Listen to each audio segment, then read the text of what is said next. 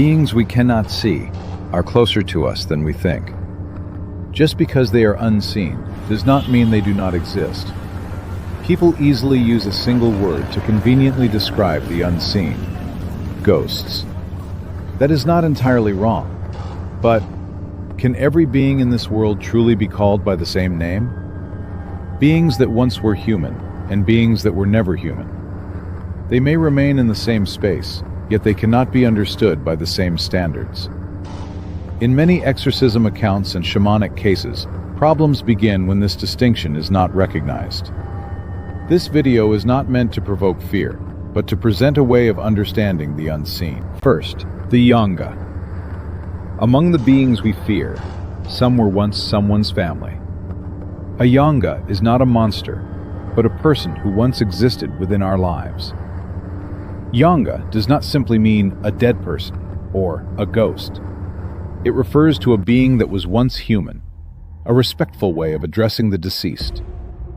In Buddhist rites and memorial ceremonies, the term Yeongga is added after the name of the deceased, not to label them as objects of fear, but to acknowledge and honor them as a being.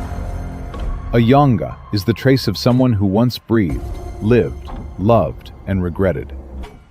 Yes, deceased ancestors, parents, family, and those we once loved and cherished. We refer to their soul or presence as Yeongga. Therefore, within a Yeongga remains not mere fear, but fragments of life's memories and habits. A final goodbye left unspoken. Regret over what could not be kept. Emotions that were never resolved. A Yeongga is not a being that remains as a monster, but one that lingers with unfinished memories and emotions. For this reason, in Korea, traditionally, Yeongga are not driven away, but comforted, soothed, and guided onward. Thus, in Korean shamanic practice and many exorcism settings, the term ghost is not carelessly used for a being that was once human. In actual accounts where mediums communicate with spirits, Yeongga often feel offended when called ghosts. Spirits unable to reach heaven or the afterlife and lingering at the boundary of this world may not accept that they have become ghosts. Calling them Yeongga is not due to fear of ghosts, but a matter of respect for a being that was once human. Then why do most people not call ghosts Yeongga and instead portray them as dangerous or evil beings? The reason is not that they are inherently evil. After death, failing to reach heaven, paradise, or the next cycle of rebirth, they remain bound at the boundary between the afterlife and the living world, lingering so long that they become distorted. During this process, a Yeongga may lose its original clarity and gradually mix with surrounding turbid energies. Memories of the final moment of life, emotions left unresolved, an unprepared death, unspoken regrets, and attachments or grudges towards specific people. When all of these begin to accumulate over time, the Yeongga is no longer simply lingering, but becomes perceived as a presence that affects spaces and people. Thus, people begin to call such a state a troubled spirit, or a ghost turning into a malevolent entity. However, there is one important point. Although a Yeongga may retain the personality it had in life, most do not possess intentional malice to harm others from the beginning. However, if this state persists for a long time, the story changes. When unresolved emotions and resentment accumulate, a Yeongga may gradually transform into what is called a vengeful or malevolent spirit. At that point, simple comfort and soothing may no longer resolve the situation.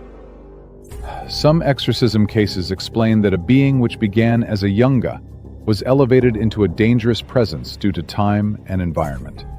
In other words, not all malevolent spirits were evil from the beginning.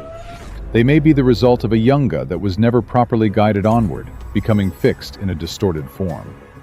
A spirit that remains untranscended in the earthly realm gradually weakens or dissipates over time. If family or loved ones do not perform memorial rites or care for the spirit, its energy weakens even faster. Because a Yeongga was once human, some may wish to preserve their remaining energy. They may act harmfully to draw energy from other spirits or the living. Especially when death came suddenly and unjustly, awakening to find oneself existing as a ghost in neither heaven nor the afterlife. The desire to release that resentment onto another may arise. Even if a Yeongga, with good intentions, touches a person to help them, the moment the yin energy of the spirit overlaps with the yang energy of the living, problems may begin for both. Yeongga, another name for ghosts, a name that honors one who was once human. Then, what is a Yeongmul? In this world, there are beings that were never human from the beginning. The beings we now speak of have never lived a human life. Yeongmul begin from an entirely different origin. They were never human. Even if they appear in human form, their essence has never passed through human existence. At this point, many people ask, so what exactly is a Yeongmul? Traditionally, Yeongmul are described in many forms. Beings dwelling in ancient mountains and valleys, trees or stones that have endured for centuries, energies rooted in specific places, or animals that have lived so long they have become extraordinary. They may sometimes appear in human form and resemble ghosts or spirits, but they are beings of entirely different and powerful energy. They have never been someone's ancestor, nor have they lived a human life. Therefore, Yeongmul are understood not as souls, but as forces of existence. Because they were never human, they are explained not through emotions, but through energy, function, and influence. Thus, apologies do not work with them, persuasion holds no meaning, and appealing to emotion often brings no response. For this reason, many shamans and exorcists do not immediately attempt eradication when confronting a Yeongmul. The method they choose is surprisingly simple: maintaining distance. Yeongmul do not act based on goodness or evil. They respond according to their place, order, and domain. The moment that boundary is disturbed, it becomes not an attack, but a collision.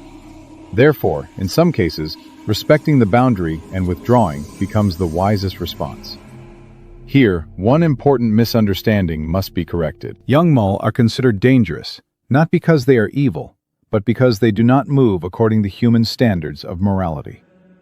Humans have right and wrong. Yeongmul have only order and balance. Therefore, even without intent to harm, their presence may feel catastrophic to humans. Just as a landslide does not occur out of malice, nor does a storm blow out of hatred. The workings of Yeongmul are understood in a similar way. Traditionally, therefore, Yeongmul are not beings to be guided onward. They are beings to be avoided, sealed, or governed. Now the difference becomes clear. Yeongga were human, and are approached through the language of relationship. Yeongmul were not human, and are addressed through the language of order and boundaries. Disrespect toward a Yeongga leaves resentment. Disrespect toward a Yeongmul leaves calamity. This is why such words have been passed down. In many exorcism accounts and traditional records, the distinction between the two can be summarized by one simple question. Does this being carry traces of having lived a human life, or has it existed outside human order from the beginning? Yeongga have names, relationships, and leave traces of memory and emotion. Yeongmul, by contrast, are called by place rather than name, explained through territory rather than emotion, and revealed through environment and balance rather than human relationships. Therefore, the two cannot be treated in the same way, nor judged by the same standards. Understanding this difference alone completely changes how we view the unseen world. The unseen world is more complex than we think. Some remain as human beings, and some exist beyond humanity. What matters is not whether one believes in the afterlife, ghosts, or spiritual beings. What matters is understanding them correctly and seeking coexistence.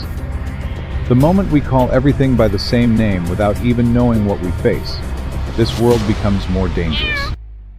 There are beings that deserve respect and beings that require caution.